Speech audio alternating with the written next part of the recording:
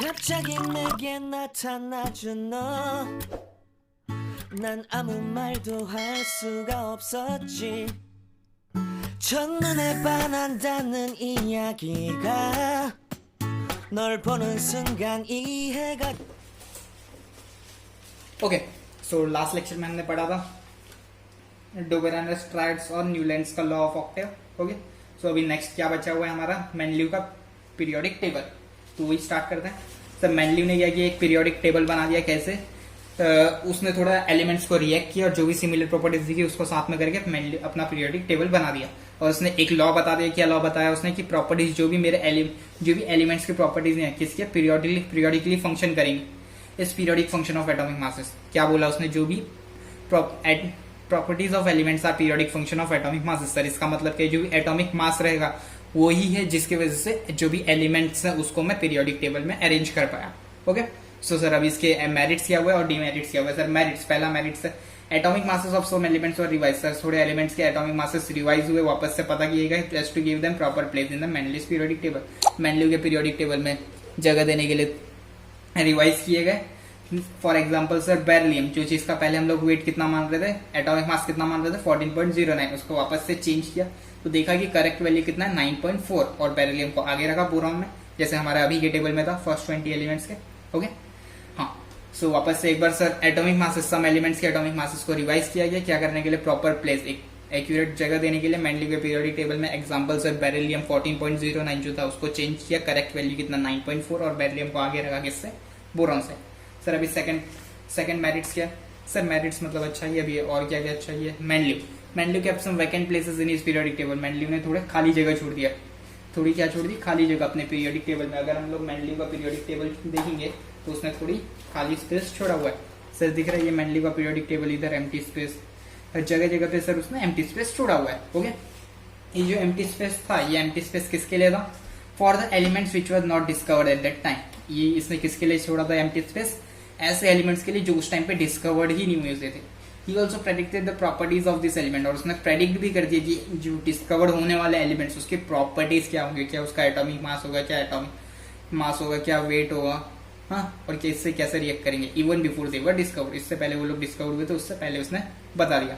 Okay sir इसके बाद कैसे सर कौन कौन सा? ई का बोरॉन, ई का एल्यूमिनियम, ई का सिलिकॉन। ई का बोरॉन का अभी का नाम क्या? स्कैंडियम। ई का एल्यूमिनियम का गैलियम, ई का सिलिकॉन का जर्मेनियम। ओके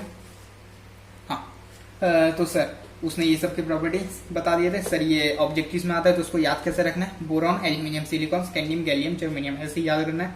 कैसे याद करेंगे?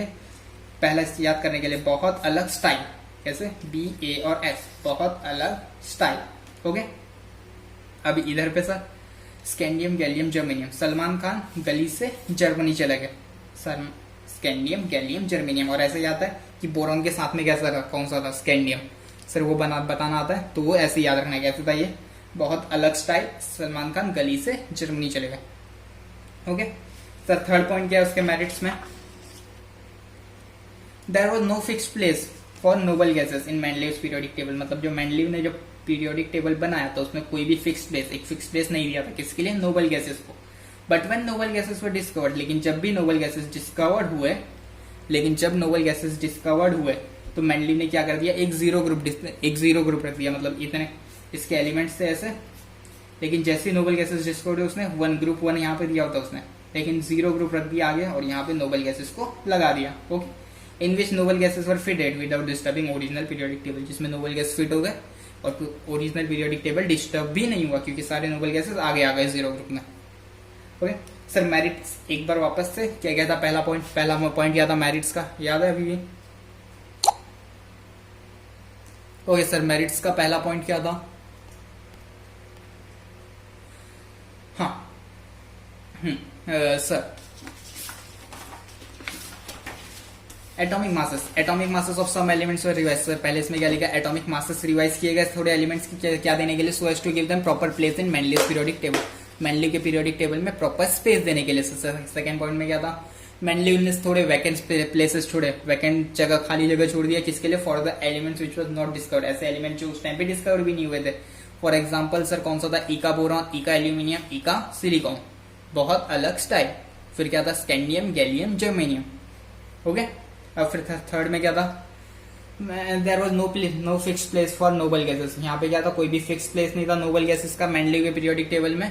But when noble gases were discovered, लेकिन जब भी नोबल गैसेस डिस्कवर्ड हुए, मेंडलीव ने क्या क्रिएट कर दिया, zero group in which noble gases were fitted without disturbing original periodic table. Sir कैसे याद रखना है सर? पहला इसमें क्या था, एटॉमिक मास को रिवाइज किया,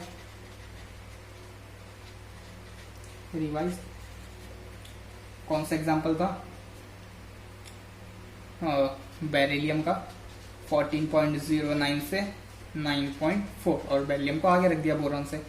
तो सेकंड में था वैकेंट स्पेसेस,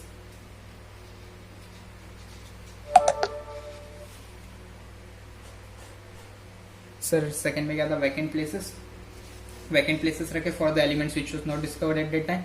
ई का बोरॉन, ई का एल्यूमिनियम, ई का सिलिकॉन, स्कैंडियम, गैलियम, जर्मेनियम। फिर सर थर्ड क्या था, थर्ड सर यही नोबल की गैसेस के लिए जगह नहीं थी क्योंकि उस टाइम पे डिस्कवर्ड ही नहीं हुए थे, लेकिन जब डिस्कवर्ड हुए जीरो ग्रुप बना दिया, उसमें नोबल गैसेस आ गए। हो गया पहला 3 पॉइंट।